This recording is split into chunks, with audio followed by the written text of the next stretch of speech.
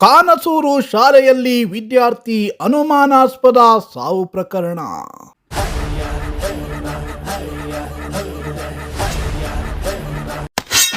ವಿದ್ಯಾರ್ಥಿ ಸಾವಿಗೆ ಕಾರಣವಾಗಿದ್ದ ಕಾಮುಕ ಶಿಕ್ಷಕನಿಗೆ ಸದ್ಯ ಜೈಲೇ ಗತಿ.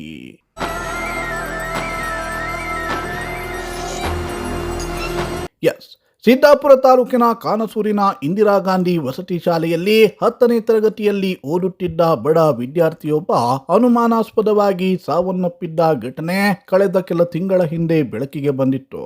ಶಾಲೆಯ ಸಿಬ್ಬಂದಿ ಇದನ್ನ ಆತ್ಮಹತ್ಯೆ ಅಂತಲೇ ಬಿಂಬಿಸಿ ಪ್ರಕರಣವನ್ನ ಮುಚ್ಚಿ ಹಾಕಲು ಮುಂದಾಗಿದ್ರು. ಪೋಷಕರು ಮತ್ತು ಕುಟುಂಬಸ್ಥರು ಇದು ಆತ್ಮಹತ್ಯೆಯಲ್ಲ, ಬದಲಾಗಿ ಕೊಲೆ ಅಂತ ಎಷ್ಟೇ ಹೇಳಿದ್ರೂ ಯಾರೂ ಕೇಳಿರಲಿಲ್ಲ. ಆದರೆ ಮೃತ ವಿದ್ಯಾರ್ಥಿ ಗೋಕುಲ್ ಗೌಡ ತಾಯಿ ನೀಡಿದ್ದ ದೂರಿನಿಂದ ಆತಂಕಕಾರಿ ವಿಚಾರವೊಂದು ಬೆಳಕಿಗೆ ಬಂದಿತ್ತು. ವಸತಿ ಶಾಲೆಯ ಕಾಮುಕ ಶಿಕ್ಷಕನೊಬ್ಬನ ಅಸಭ್ಯ ವರ್ತನೆಯನ್ನ ಕಣ್ಣಾರೆ ಕಂಡಿದ್ದಕ್ಕೆ ತನ್ನ ಮಗನ ಕೊಲೆಯಾಗಿದೆ ಎನ್ನುವ ಗಂಭೀರ ಆರೋಪವನ್ನ ಮಾಡಿದ್ರು. ಅಬ್ಬು ತಲಹಾ ಎಂಬ ಶಿಕ್ಷಕ ಶಾಲೆಯ ಶೌಚಾಲಯದ ಬಳಿ 9ನೇ ತರಗತಿ ವಿದ್ಯಾರ್ಥಿನಿ ಜೊತೆ ಅಸಭ್ಯವಾಗಿ ವರ್ತಿಸುತ್ತಿದ್ದ. ಇದನ್ನ ನೋಡಿದ ಅನ್ನೋ ಕಾರಣಕ್ಕೆ ಆ ಶಿಕ್ಷಕ ತನ್ನ ಮಗನ ಕುತ್ತಿಗೆ ಹಿಡಿದು ಮೇಲೆತ್ತಿ ಬೆದರಿಕೆಯನ್ನ ಹಾಕಿದ್ದ ಎಂಬುದಾಗಿ ದೂರನ್ನ ನೀಡಿದ್ದರು. ಇದರ ಬೆನ್ನಲ್ಲೇ ವಸತಿ ಶಾಲೆಯ ಹಿಂದಿ ಶಿಕ್ಷಕ ಅಬ್ಬು ತಲಹಾ ಅವರನ್ನ ಸಿದ್ದಾಪುರ ಪೊಲೀಸರು ಬಂಧಿಸಿದ್ರು. ಹೀಗೆ ಬಂಧನವಾಗಿ 1.5 ತಿಂಗಳೇ ಕಳೆದಿದ್ದರೂ ಶಿಕ್ಷಕ ಅಬ್ಬು ತಲಹಾಗೆ ಸದ್ಯಕ್ಕೆ ಜೈಲಿನಿಂದ ಹೊರಬರುವ ದಾರಿ ಬಂದಾಗಿದೆ.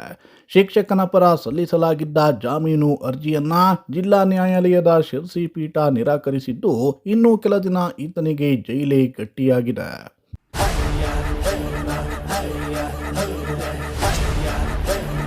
ಪ್ರಕರಣದಲ್ಲಿ ಆರೋಪಿ ಶಿಕ್ಷಕನಿಗೆ ಜಾಮೀನು ನೀಡಬಾರದು ಎಂದು ಸರ್ಕಾರಿ ಅಭಿಯೋಜಕ ರಾಜೇಶ್ ಮಳಗೀಕರ್ ಅವರು ನ್ಯಾಯಾಲಯದಲ್ಲಿ ವಾದವನ್ನ ಮಂಡಿಸಿದ್ದರು.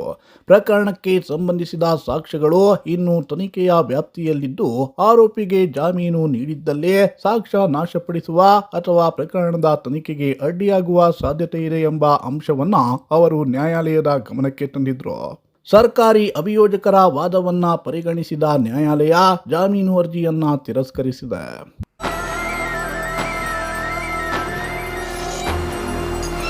ಶಿರಸಿ ಡಿವೈಎಸ್ಪಿ ಗೀತಾ ಪಾಟೀಲ್ ಹಾಗೂ ಕಾರವಾರ ಡಿವೈಎಸ್ಪಿ ಗಿರೀಶ್ ಅವರ ನೇತೃತ್ವದಲ್ಲಿ ವಿದ್ಯಾರ್ಥಿಯ ಆತ್ಮಹತ್ಯೆ ಪ್ರಕರಣದ ತನಿಖೆಯನ್ನ ನಡೆಸಲಾಗುತ್ತಿದೆ.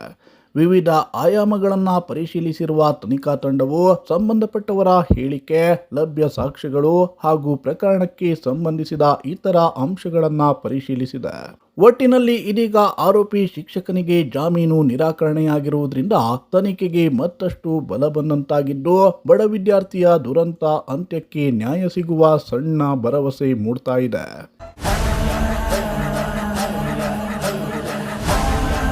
Bureau report, Sirsi news.